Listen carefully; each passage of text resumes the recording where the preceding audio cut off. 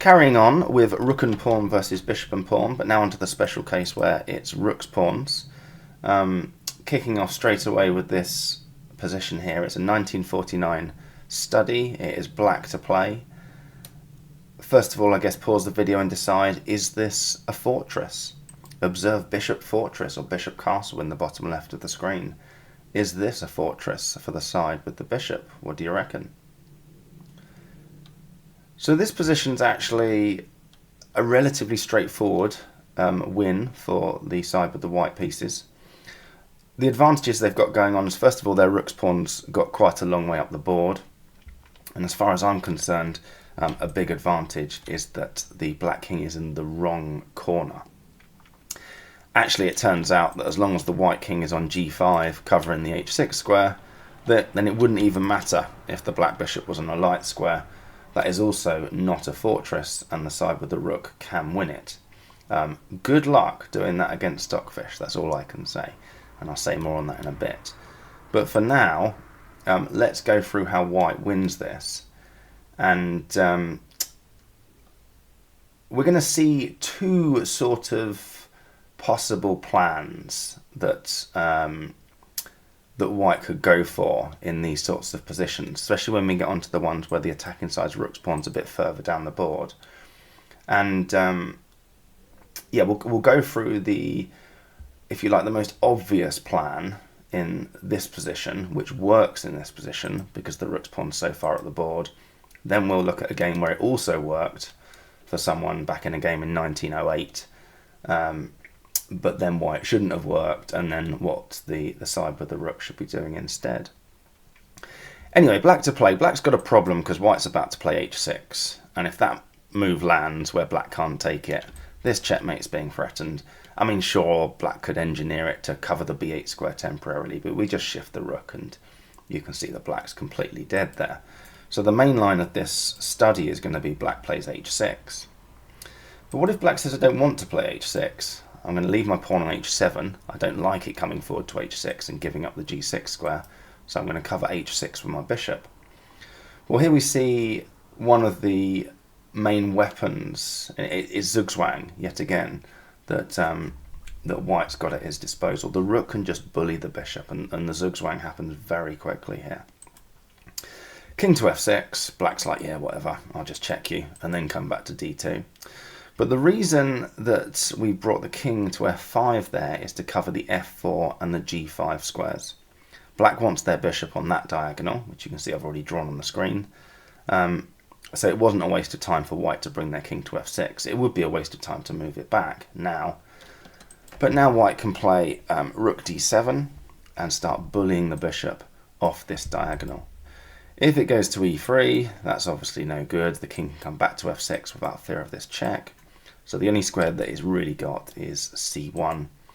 Rook to d1, the bishop comes to e3, then we play king f6. I guess you might also just be wondering, why can't we go to h6? Well, in this case, we'd see a check. King comes to f7, because if bishop f6, then we can just bring our king in, that's curtains. Rook back to d7 with check, king g8, and king f6. So the bishop's not really covering g7, because we saw a check and then another check, and the rook and the king are covering g7, and black's dead. So attempts to guard the h6 square with the bishop don't work, and that means that black's got to play h6 here to stop white playing h6. So now we've got the pawns locked, and it's the situation where the bishop's on the same colour as that pawn. Now imagine they're not rook's pawns. This would just be a disaster if they're not rook's pawns. In fact, if they're not rook's pawns and they're on the 6th rank, imagine they're on, I don't know, d5 and d6. White's winning plan is incredibly simple. We just exchange sack on d6. The end. Doesn't matter about the opposition, that's just a win. Even if they're locked back on, I don't know, e3 and e4, or should we make it so that it's actually the same colour? So d3 and d4. White's winning plan is still to exchange sack on d4, but white has to go through a procedure first of all of making sure the black king is driven away so that it doesn't land on d6 at the end of the exchanges. Covered that in the last video or the video before that. But what about here? because it's not just a case of the opposition, it's a rook's pawn. So if at the end of all the exchanges, because it's the same winning plan, we are just going to exchange sack on h6, but if at the end of all the exchanges, black can play king f8, f8's the key square, it's a draw, because it's a rook's pawn. So if the winning plan, and it's going to be the winning plan in this case, is to get the black king out of there, we've got to get the black king so far away that when we actually make a run for it to take on h6, as we're making a run for it, the black king's going to be desperately trying to get back, so that when we finish the exchanges, the king can land on the f8 square. And you think, well, that means we've got to get the black king quite a long way away. And yes, we do. I think it ends up on the c file before white can win it. Let's see how it's done. So king f5, black just starts defending the pawn and claiming, I guess, this is a fortress. King g6, checkmate's being threatened, king to f8. Rook f7 check, and straight away the black king has to step out into the open. We do sort of get a glimpse of the other main weapon that white's got here, and the other main winning plan that white would have to employ if these pawns were locked just one rank further back. That's coming up in some other positions. So in those circumstances, black would absolutely want to bring their king out to e8, and in fact white wouldn't be able to carry on there. That would just be a draw, even though we'll see in some games the player with the black pieces has then gone on to mess it up. So it's tricky, I'll get onto it, but it would be a draw if these pawns were just one rank further back. So we'll get onto that in a sec and see why it's definitely a win here. But what if black just deliberately went back in the corner? Well, then we see a sort of a glimpse of the zugzwang idea. Rook back to f3. The black king's paralysed. It cannot move. The f8 square can't be covered by the bishop because then the pawn falls and it's over.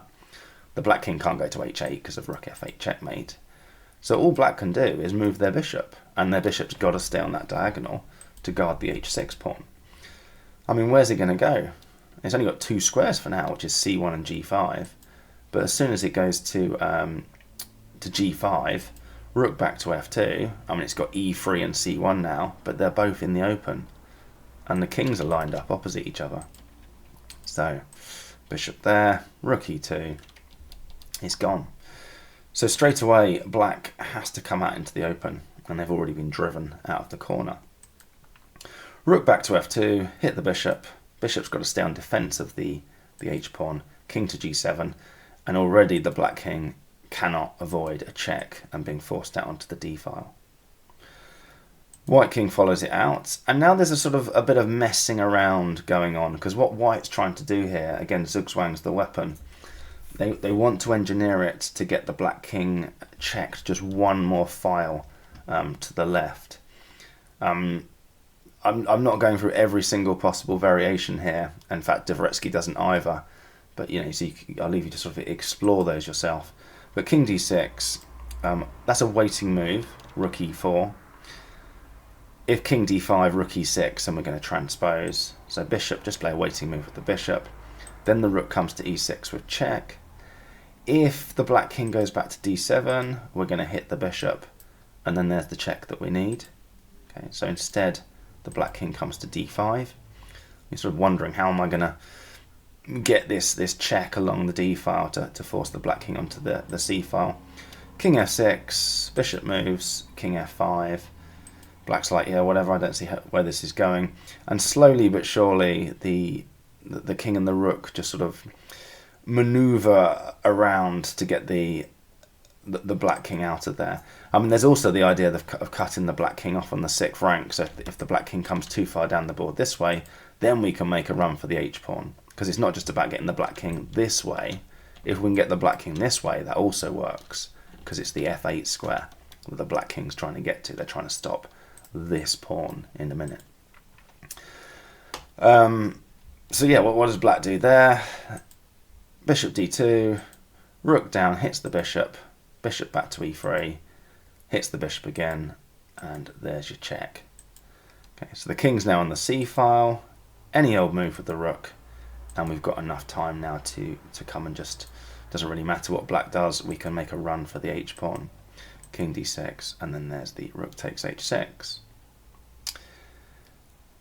So yeah, the black king's not going to get to f8, and that's a win. So it was quite a lengthy procedure from the original position. The black pawn gets forced to h6 in different starting setups. This appears in the where's it gone? This appears in the 100 endgames, the fortresses section at the end. This is f13, which is a non-fortress, or an apparent fortress, or a false fortress. And what we do is we force the black pawn forward to h6, because otherwise we're going to play h6 and it's all over. But when the black pawn does come to h6, the winning procedure is basically get the black king as far away as possible from the f8 square, zugzwang as the main weapon, and once you've done that, there's the final black king pretty much banished. Once the black king's far enough away from the f8 square, then you make a run for it, and it's a win. Now, I'm not covering it in this video much, just to say a couple of things on this position, which is the same idea, except it's no longer the wrong corner. The black king is in the right corner. And interestingly, straight away from that, if it was a rule in chess, black's a move here. The move black wants to play is to pick up that h7 pawn and throw it in the bin, and then it's a draw. We're basically going to be in the Cosio position. Technically, the Cosio position is where the pawn's one rank further forward. But yeah, it's just a complete draw.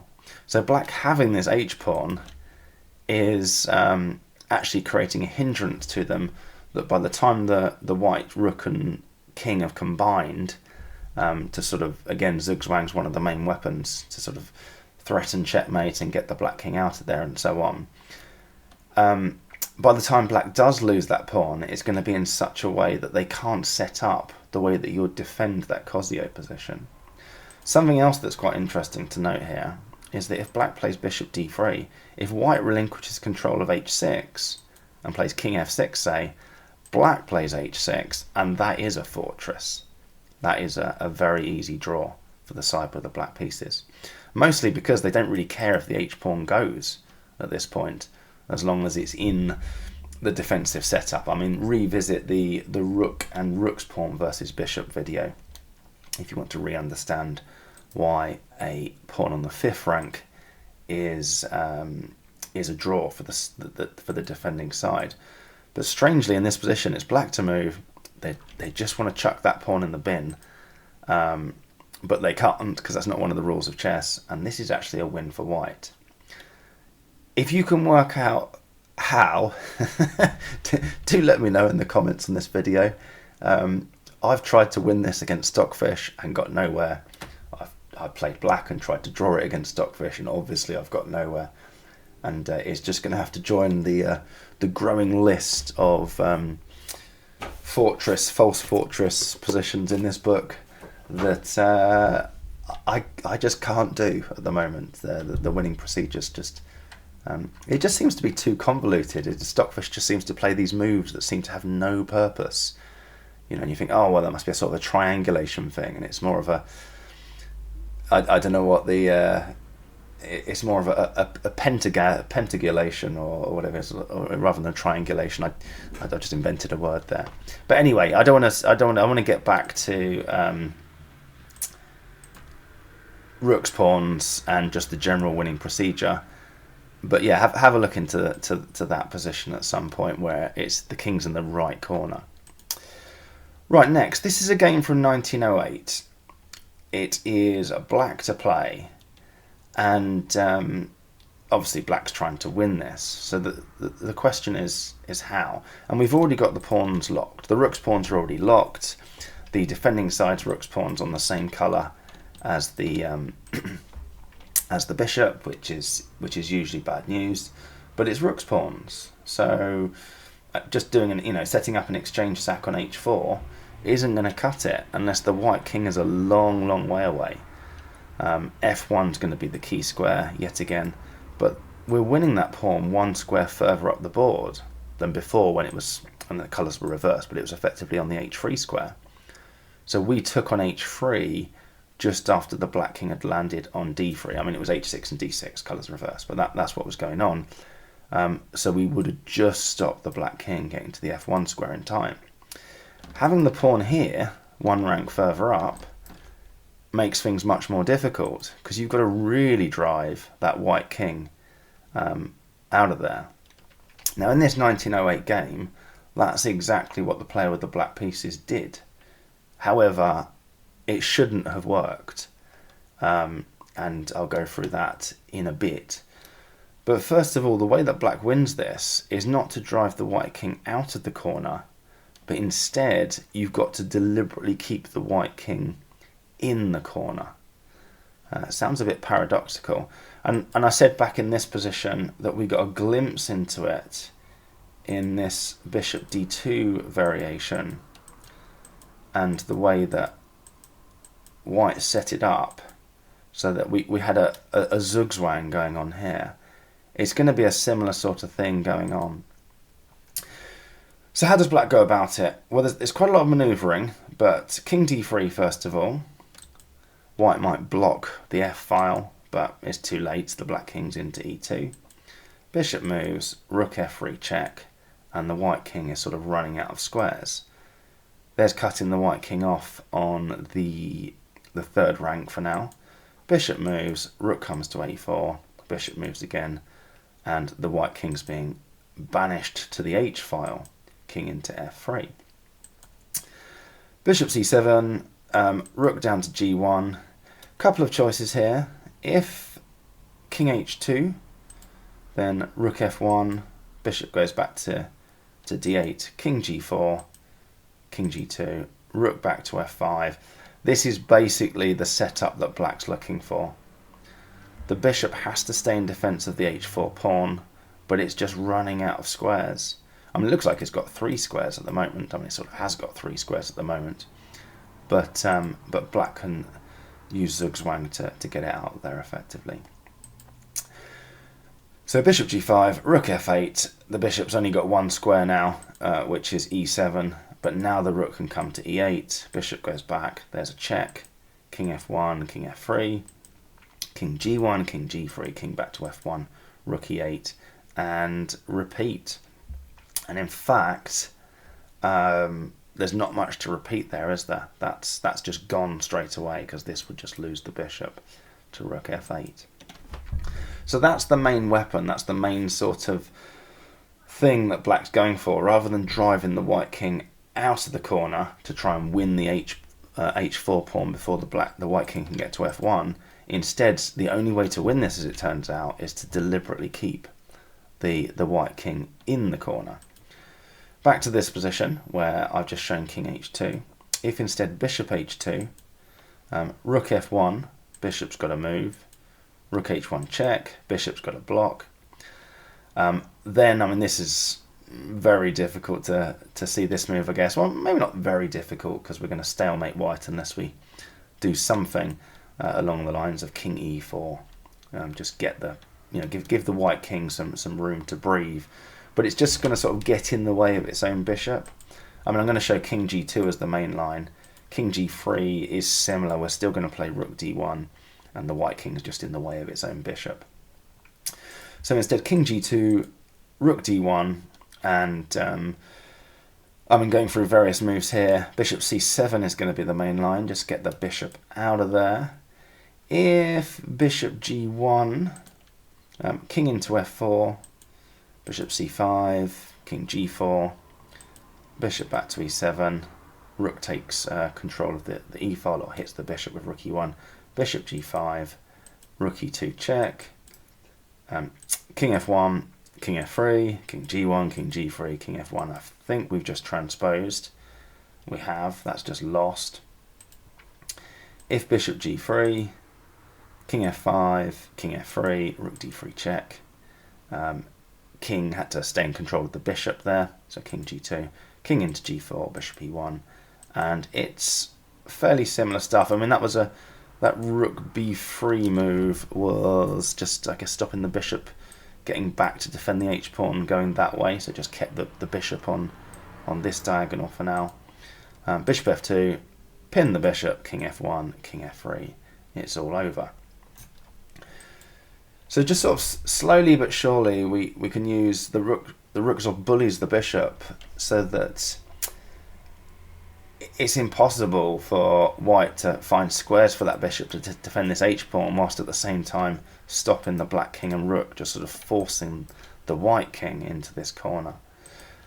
So bishop c7, hit the bishop, goes to a5. We're really knocking it off the defence of h4 here.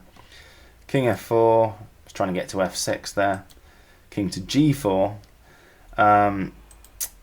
There's the bishop getting to the defence of the h-pawn, but now we take control of the f-file.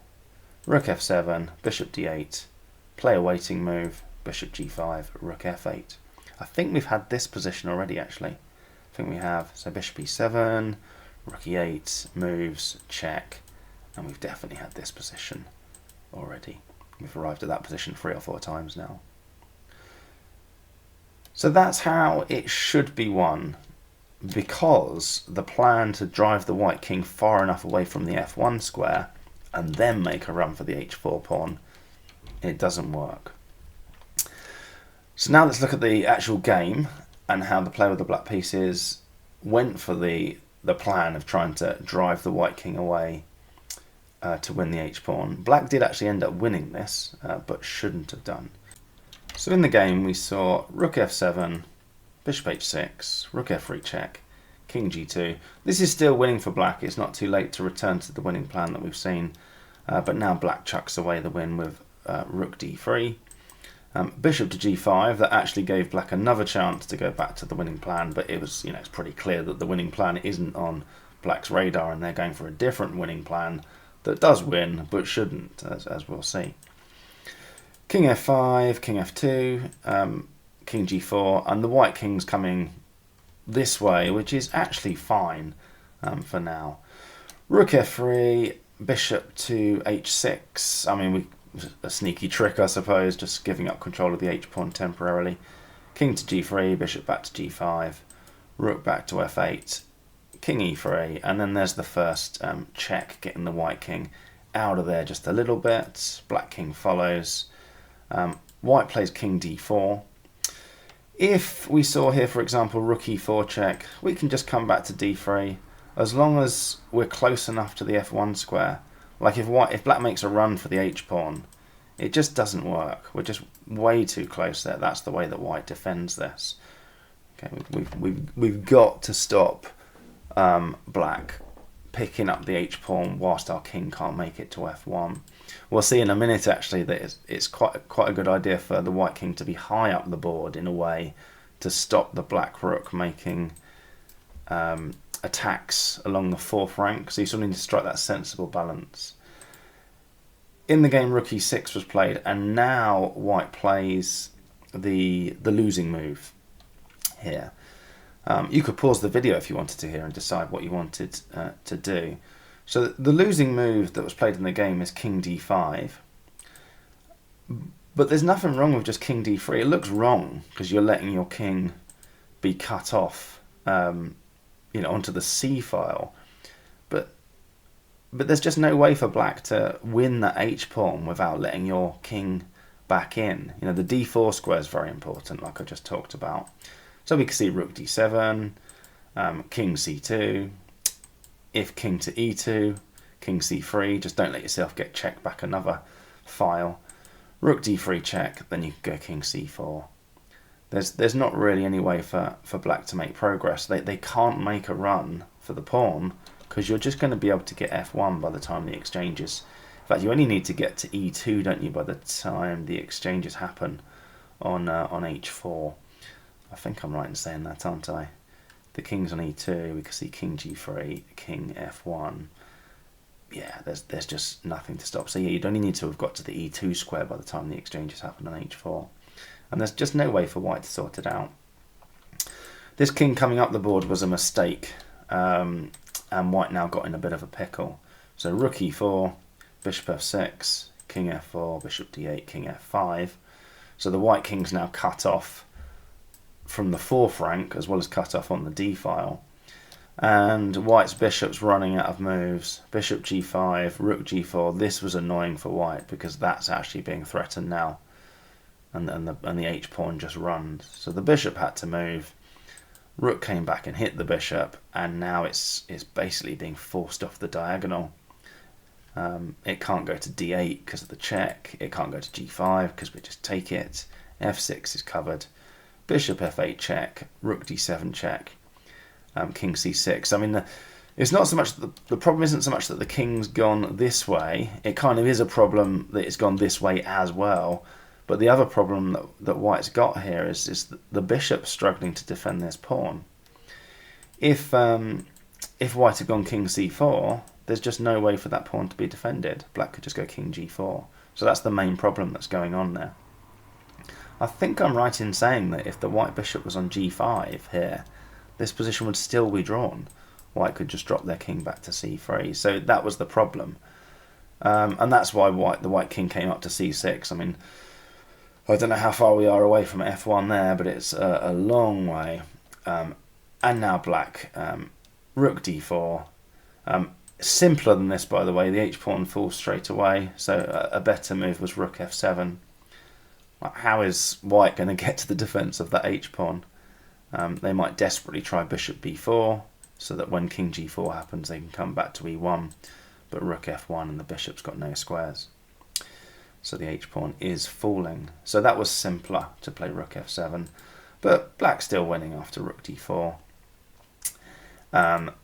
Bishop e7, and black now messed around a bit here with his king e6. It would have been, again, easier just to go king g4, king c5, bring the rook round, and it's, yeah, I mean, after all the exchanges happen, well, white would have to do that, to be honest.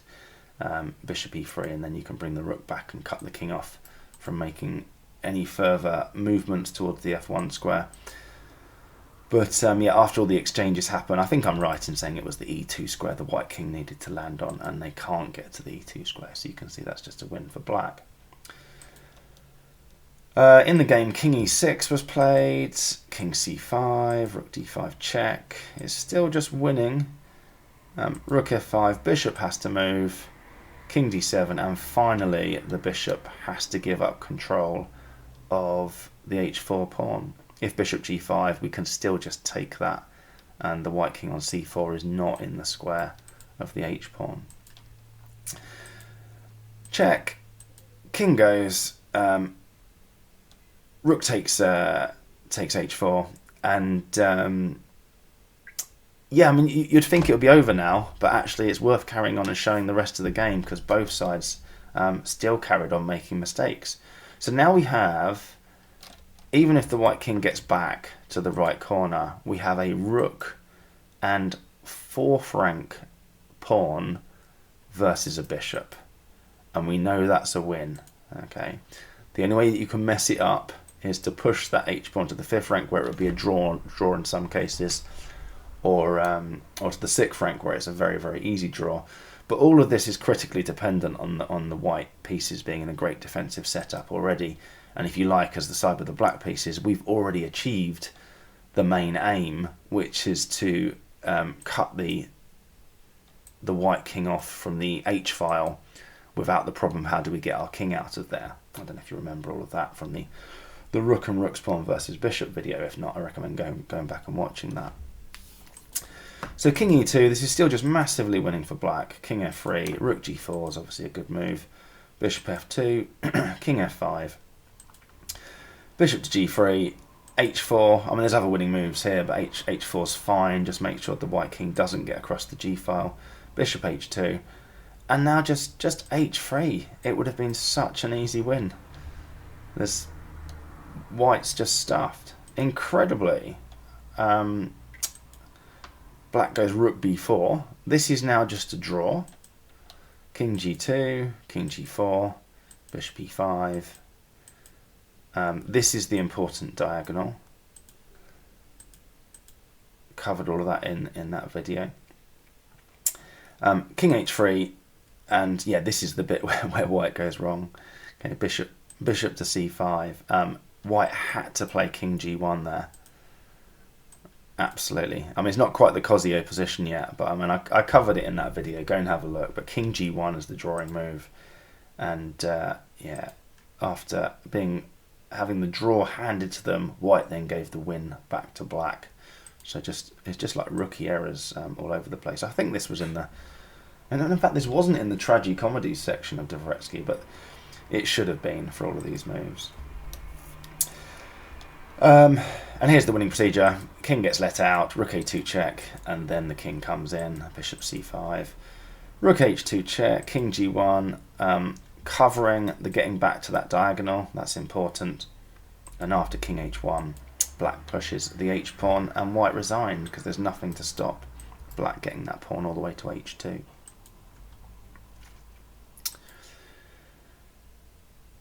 Right, next, you'll notice the pawns have gone back another rank.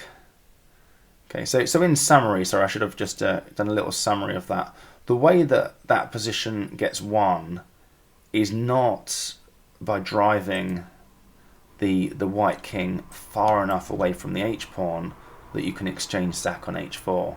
It doesn't work. It does work if the pawns are one rank further up the board for the attacking side. It doesn't work here. Even though that player with the black pieces got it to work back in that 1908 game, it shouldn't have worked. So unsurprisingly, it also doesn't work here, because the attacking side pawn is actually back on the third rank. But the zugzwang idea does still work.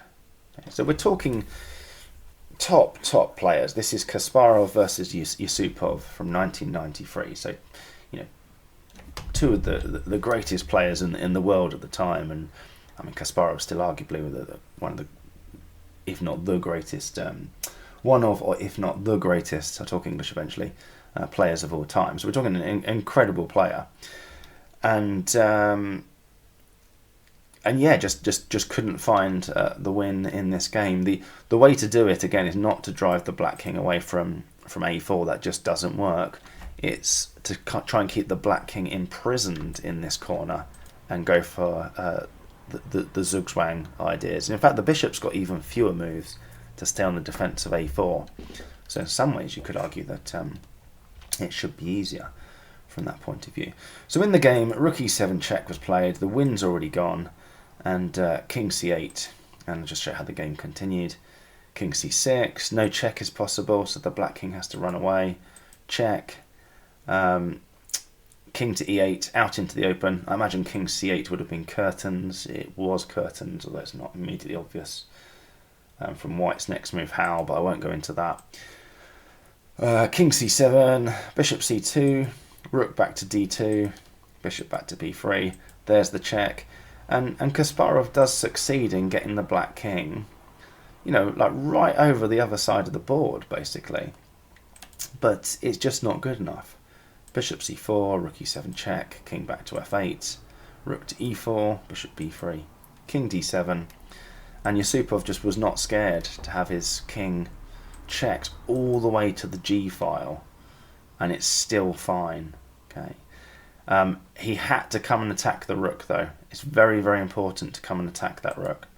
King g7 is a losing move because of king c6, king g6, king b5, and then when the rook's attacked, rook takes a4 is gone. But by playing king g6, if white makes a beeline for the pawn with king c6, well, you can see the next move anyway. So even if that king was on c6, black could still play king g5, hitting the rook. And the rook's either got to not attack this pawn anymore, in which case there's no exchange sack happening, and the black king can just sort of hover around the g4, g5 area, or relinquish control of the f-file. Anyway, the white king came into e5, and then, I mean, that's not going for attacking the pawn now, so Yusupov was very careful not to get his king checked onto the h-file. King g6, rook f3, king back to g7, rook f6, bishop moved, king f5, bishop b3, king g5, just a bishop move again, and they agreed a draw. So we didn't see Kasparov make a run for the a-pawn at any given time, but you could see there was a bit of jostling going on there. In particular, this position here, there was only one drawing move, which was king g6, very important to come and hit that rook, which Yusupov played. But, somewhere in the trying to get the king that way across the board, with the plan of once it's far enough away from, being able to get to the c8 square ultimately, we can come and grab the a-pawn and exchange sack on a4. And he was just never able to set it up. So what should have been done instead? Well, it's the same idea. Rather than try and drive the king out of the corner, we can keep the king in the corner. So rook d8, king c7, rook back to d4. The black bishop can't move because it can't stay in defense of the a-pawn, so it has to be a king move. Bishop c2, obviously you lose your bishop to rook c4 check. Rook d7 check, king c8. Be a bit careful with this move. Should be very, very careful. Everything's on white squares, but it does hold together. King c6, bishop c2, rook back to d4, bishop to b3. If king to b8, then king b6, and I think black's in big, big trouble there, aren't they? Because that checkmate's being threatened, and king c8 would lose the bishop. So bishop b3 instead of that.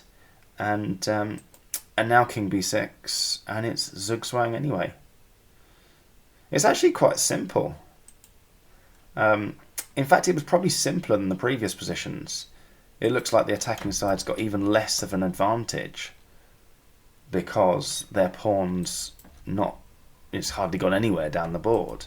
But in fact, it looks to me a little bit like the defending side's bishop having fewer squares meant that the zugzwang and forcing this black king into this corner was actually a little bit easier. Right, next, this is a game from 1977. It's black to play. Pause the video and decide what would you do next. So this one did end up in the tragi-comedy section of Dvoretsky, and we've already seen from that Kasparov-Yusupov game that black should just drop their rook back on the c-file, hit the bishop, bishop b6, rook d7 threatens checkmate down on d1. White would have to play king c1 and then rook d5, and white's just in zugzwang. We're hitting the a-pawn, so the bishop would need to stay in defense of the a-pawn. If the a-pawn goes, the whole game's gone. Although in fact that's actually white's best move probably here. Bishop c7 drops the bishop. The king can't move because it's checkmate. It's just gone. Okay, so it's actually a very simple win from the original position. Black didn't have those ideas on their radar though and played rook h2, sort of letting the white king out. And I think you could just sort of ignore rook versus bishop and what, learning rules of what you should do and blah, blah, blah, and actually just calculate this position. If I play that, he plays that, then I play that and he plays that, and you can just see it's a win. Because it's not too late here for black to return to the winning plan. Like, it looks like the white king's getting out. And how do you stop it? Well, the a-pawn is undefended. So rook h5, white has to defend that a-pawn. Rook d5, it's over. We're back to that same zugzwang position we've just transposed. So that was like a two-move forcing variation. If you'd seen rook d5 from back here, rook h5, bishop b6, rook d5, it's just over. So anyway, king c3 played, the win has gone, and that's what happened in this 1977 game. It's okay though, because it's in the tragi-comedy section, which means later on white's going to give the win back to black, even though black's just chucked it away there. King has to run away, of course. King has to go back out into the open here. But just like in the Kasparov-Yusupov game, it's actually fine for the white king to get driven quite a long way this way, because black's plan to come and, exchange sack on a5, it's got to be very, very fast to stop the white king getting back to c1. So you would have to drive the white king a long way away. King d3. bishop b6, rook h2, bishop to d8, check, king f2, and you know, black does succeed in getting the white king sort of quite a long way away. King f1, king d2, and yeah, white you can see is now going to get worried. I'm going to get my king cut off all the way onto the g file, which is actually fine. Okay, white should play king f2 here, and if check, king g3, and I mean, just to show you how far away white is, so black is from the plan, this being a winning plan, we've still got time here, according to the engine, to play bishop c7. I don't know why you would. I mean, you would just come and cover the f5 square, wouldn't you? Because you can see what black's plan is. King b4, just keep the f5 square covered. And, you know, what does black do? This is just nowhere near fast enough. As soon as the rook swung across to a1 there, that, you know, it's here. That's where control of the f-file was gone.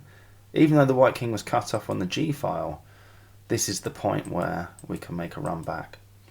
I mean, I'm reasonably sure that it's this sort of line that Kasparov calculated in that game and just agreed a draw, because, you know, it was pretty obvious that Yusupov was going to find that, get the king back to c8, I think it was, in that position, wasn't it? Anyway, so king f2 should have been played there. White shouldn't have been worried about getting the king cut off on the g file, because, you know, because the defending side's pawn's so far up the board that actually the exchange sack on a5, it just wasn't strong enough, even with the white king cut off on the g file, as long as you got control of the f5 square. Worried about this rook f8 check, black played bishop c5. That's the losing move. It doesn't even stop a check on the f file anyway, which is a bit weird. You know, because rook e5, I mean, this is a rank the rook wanted to be on, so we've just handed a tempo to black there. Because the point is that after bishop b6, then we see the check, and the black rook is already on the 5th rank. So the bishop c5 trying to prevent the check on the f-file not only didn't work, but actually brought black's rook forward to the rank it wanted to be on. That's now a winning move. Oops. As it happens, white may perhaps realise this during the game and didn't go back to b6, but instead shoved in this bishop b4 check. But the bishop's now defending the pawn from the wrong side, and the bishop very soon runs out of squares here. King d3, king f2, bishop gets hit. It came back to e1, that was his only square to defend the a pawn. You could pause the video here. Quick way to finish this as black. Not taken in the game, hence it being tragicomedy section.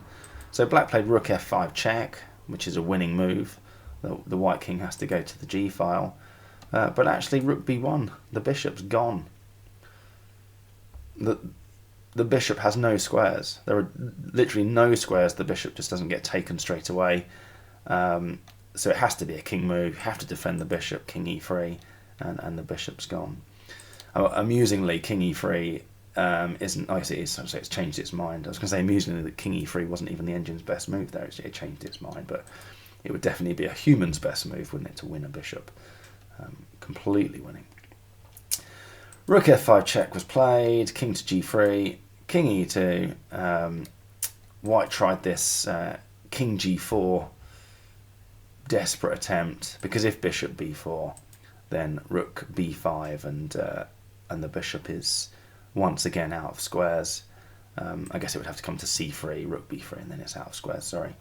So king g4 hits the rook, and the black rook just moved to cover the c3 square directly and the b4 square indirectly.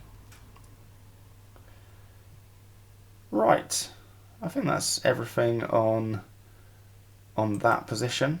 Just do a quick summary of all of it. Where's a good place to do a summary? Yes, we're talking about these rook's pawns. We saw the first position where eventually those pawns did become locked. It was good enough to have the plan of forcing the black king out of there far away enough to exchange sack on h6. Once those pawns came down the board, that plan wasn't good enough, even though it worked for the player with the black pieces in this position, and instead a better plan based on zugzwang and keeping the white king in the corner is what should be done. And in these final situations, that's exactly what should be done. And arguably, it's easier to do that when the bishop, even though it looks good at first, the defending side's got their pawn further up the board. They've also got their bishop's got fewer squares here to defend the a5 pawn. So you could argue it was easier. I mean, it's subjective, but yeah, make your minds up as to whether that was easier. Right, that's enough on rook and pawn versus bishop and pawn in the case of it being rook's pawns. Hope everybody found that helpful.